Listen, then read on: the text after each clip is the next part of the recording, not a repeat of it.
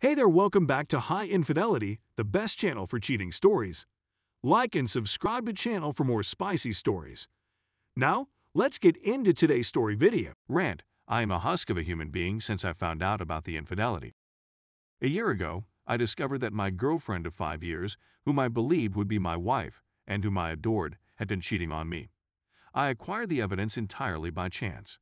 That day, the chaos and unpredictability of the cosmos worked in my favor. If only for a little period, but once I saw it, it was unmistakable what had been going on. For months, she had been cheating on me with different guys. And this is exactly what I had unequivocal confirmation of. There was undoubtedly more than I will ever know. There was a day I'll never forget. I'll never forget how I felt. As I received message after message, the blood in my body became ice cold, each one confirming that my whole world was going to come tumbling down around me.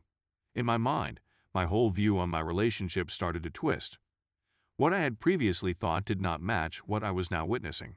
It seemed as though reality itself was collapsing. That day, a part of me perished and will never return. I'm not sure whether that's a good thing or a terrible thing. I suppose only time will tell.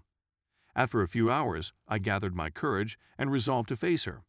Before I played my hand, I offered her one final unprompted opportunity to confess the truth. I was anxious not to have to do that. Even after reading and seeing everything, things that shattered my whole self-esteem in a matter of minutes, I still wanted to think she would at the very least come clean about it all without me presenting her evidence.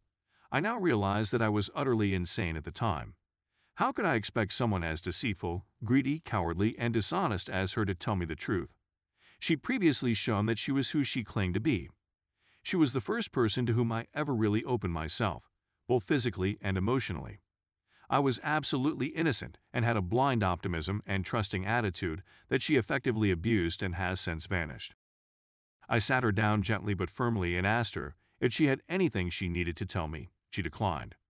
I inquired if she had ever cheated on me throughout our relationship. She declined. I asked if there was anything she had lied to me about, and if so, to please come clean about it. She said that there was nothing. She pretended to be perplexed that I would even pose these questions, as if there were no legitimate reason for me to question them at all. As she answered each question, I could feel the color drain from my face. I could really feel myself becoming pale. With each response, I realized the person in front of me was someone I had never met before. Finally, the excessively idealized image of her in my imagination was detached from her genuine person. I simply sat there in quiet for a few moments, trying to figure out what was going on and how I was going to continue. I asked her one more pointless inquiry. Is there anything more you want to tell me? Anything. Are you certain there isn't anything? No. What is the source of this? Is there a problem? She responded. I was crushed and in a state of shock. She made me play my hand, so I just took a big breath and started reading her letters to each of her guy toys aloud.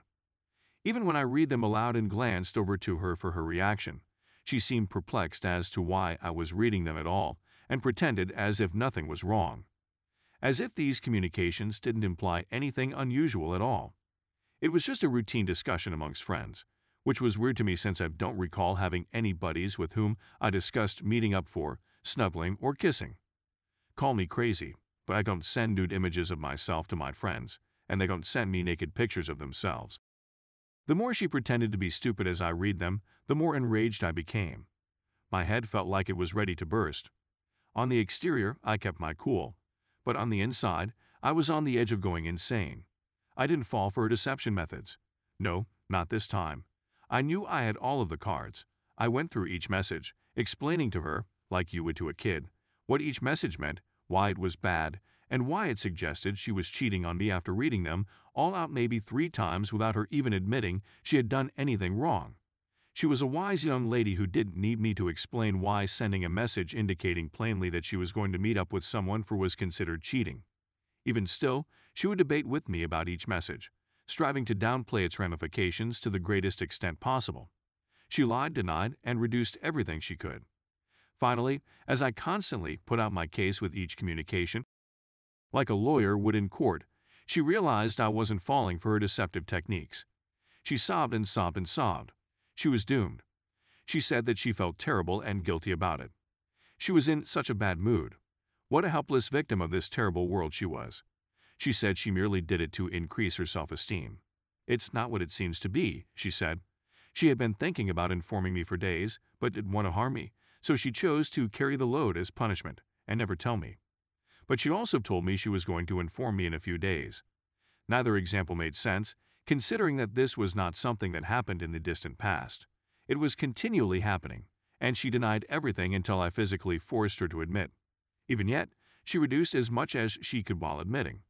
She'd been texting one of her guy toys only 2 days before, while we were both sleeping in the same bed.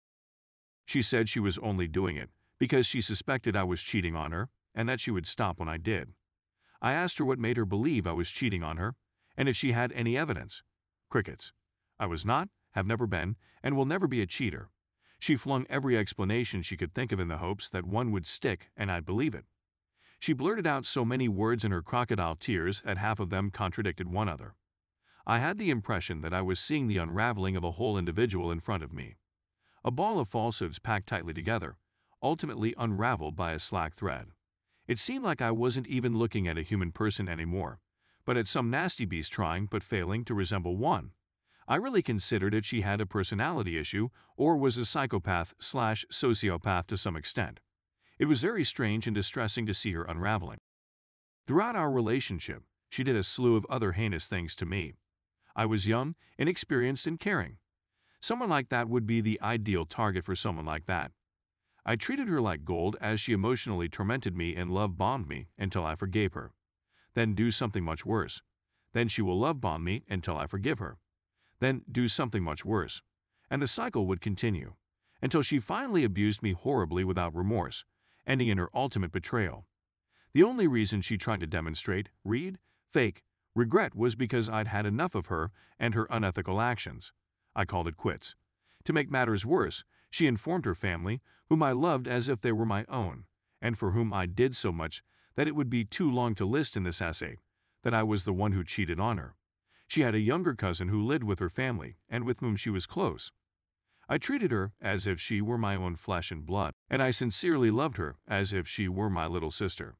She is just a kid, so I certainly don't hold anything against her, but when my ex and I split up, she messaged me and sent me really terrible things because she claimed that I was the one who cheated on her. It devastated my already wounded heart. This tiny ball of innocence, whom I loved and cared for, turned against me in the most heinous manner conceivable due to a total misunderstanding of the facts.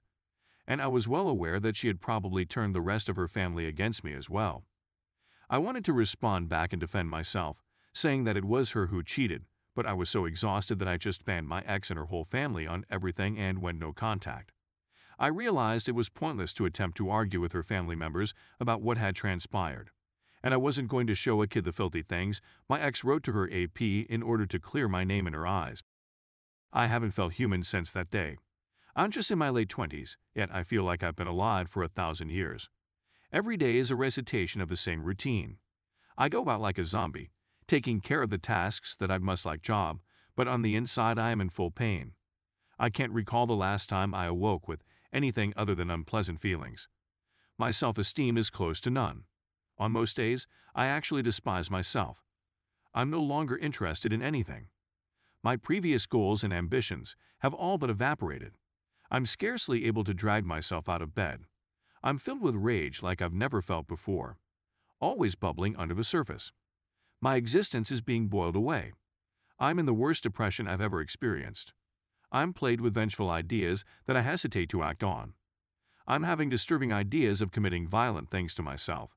I have no desire to do anything violent to myself. I am not suicidal or anything like that, but these movies of me doing something like that play in my brain. I'm not sure how to put that into words.